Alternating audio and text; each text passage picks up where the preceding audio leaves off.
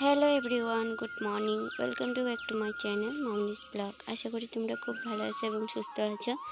আমরা মোটামুটি ভালো আছি আর সুস্থও আছি, কিন্তু মন মেজাজ যেহেতু ভয়েস পরে দিচ্ছি তো মন মেজাজ একটু খারাপ। তো তোমাদেরকে আরেকটা নতুন ব্লগে সবাইকে জানাচ্ছি অনেক অনেক ভালোবাসা জানিয়ে আজকের ব্লগটা স্টার্ট করছি। কেমন হয়েছে না হয়েছে অবশ্যই কমেন্টে জানিও, আর ভিডিওটা ভালো লাগলে অবশ্যই চ্যানেলটাকে সাবস্ক্রাইব করে আমার পাশে থাকবে। তো বন্ধুরা, এই যে ঘুম থেকে সকালবেলা উঠেছি অনেক ভোরবেলা, যেহেতু তোমাদের দাদাভাই বাইরে কাজে যাচ্ছে, 1-1.5 ঘন্টা লাগে আর কি যেতে, তো অনেকটা সকালবেলায় উঠতে হচ্ছে আর কি। তো দেখো, ওকে বলছি যে ঘরে কিছু নেই, তো আগে বাজার থেকে আসো। তো আমি এদিকে যে ক্যামেরাটা অন করেছি ও কিন্তু জানে না।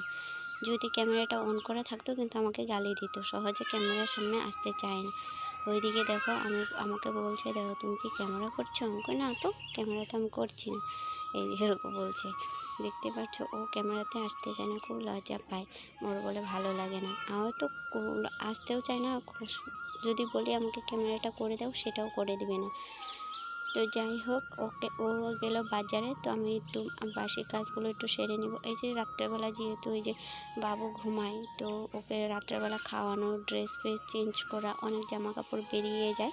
তো সকালবেলা এটা একটা বালতি আমার ঘরের সামনে রেখে দিই রাত্রেবেলায় এনে। এটা সকালবেলা যত নোংরা জামা কাপড় সবগুলো গুছিয়ে, যেগুলো নোংরা হয় সেগুলো আমি বের করে কলের পাড়ে রেখে দিয়ে আসি। তারপরে সময় মতো পরে কেচে দিই, যেগুলো কাজ থাকে সেগুলো গুছিয়ে নিই, কেচে দিই আর কি। তো যাই হোক, সেই মতেই আর কি সকালবেলায় যে ঘরের বিছানাপত্র একটু গুছিয়ে নিলাম, আর এদিকে বাবুকে একটু ফিট করিয়ে ওর ঠাকুরদার কাছে দিয়ে আসলাম। জানো তো বন্ধুরা, আমার শ্বশুর বাবা যদি না থাকতো না, আমার অনেকটাই কষ্ট হতো।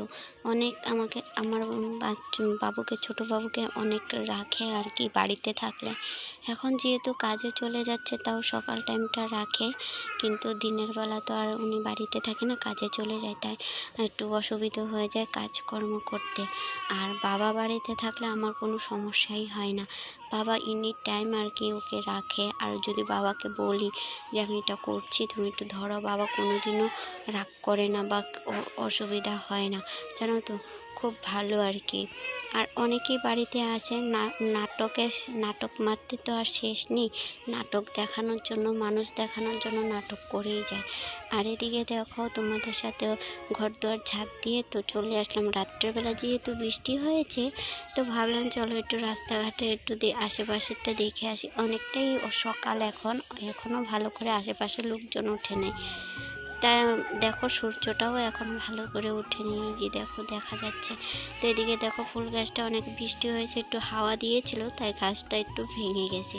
তো তোমাদের এই যে আমাদের চারপাশের একটু ওয়েদারটা দেখালাম আর কি। বৃষ্টির জন্য ওয়েদারটা খুব ভালো, গাছপালাগণ যেন জান পেয়েছে আর কি। এত গরম, এত রৌদ্র দিয়েছে, তো যেন গাছগুলোকে এরকম হয়ে গেছে। তো সবগুলো ফুল গাছ একটু টুকিটাকি করে একটু দেখে নিচ্ছি, আর বেশ জল পেয়ে খুব তাজা হয়ে উঠেছে।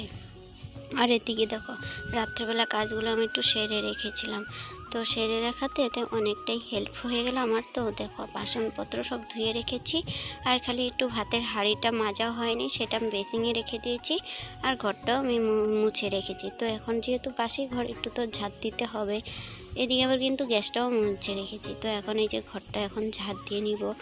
তো জানো তো, এই যে তোমাদের সাথে কিছু ওই যে কালকে তোমাদের সাথে ভালোই আর কি সকালবেলা ব্লগটা স্টার্ট করেছিলাম, যে সব কিছু তোমাদের সাথে রুটিন বাই রুটিন শেয়ার করব মর্নিংটা। কিন্তু কি বলতে, এই যে বাড়িতে তো অশান্তি করার জন্য লোকজন তো প্রস্তুত হয়ে থাকে না, কারোর ভালো তো কেউ দেখতে পারে না। মানে আমি বাড়িতে এত কিছু করব, আমি এটা করব ওটা করব, কারোরই সহ্য হয় না, জানো তো। মানে আমাকে দেখবে কি করে, আমি কি করি না করি, আমাকে দেখবে, দেখে ছাড়বে, তার জন্য আমাকে কিছু কাজে হেল্প করে না। এই যে হেল্প করার মধ্যে একটু কি, উঠানটা আমি একটু ঝাঁট দিতে পারছি না কিছুদিন ধরে, মানে বেশ কিছুদিন ধরেই। মনে করো বাবু প্রেগনেন্সিতে আর কি পুরোটা, তারপরে মনে করো আমার C-সেকশন হওয়ার পর থেকে মনে করো বাবু এখন ছোট, তারপর থেকে তাও মাঝে মাঝে আমি চেষ্টা করি কাজগুলো করার জন্য, কিন্তু তবু ওদের মন পাওয়া যায় না, জানো তো। তোমরা ব্লগগুলো হয়তো আমার দেখলে বুঝতেই পারবে যে আমি কত টাকা করি কি না করি, বুঝতেই পারবে যদি আমার ব্লগগুলো দেখো।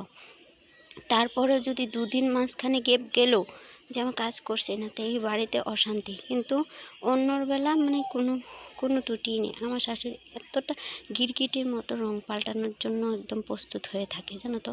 এত কিছু বলবে, বলার পরে যদি বলা হয় যে, আমি যখন বলি যে এই কথাগুলো তুমি আমাকে বললা, কী করে তোমার কি সম্ভব, তুমি এগুলো বললা যে আমাকে এইভাবে খারাপ মিন করা বলে, তো পরে বলে কি না আমি যা বলিনি, তো এগুলো কথা বলিনি।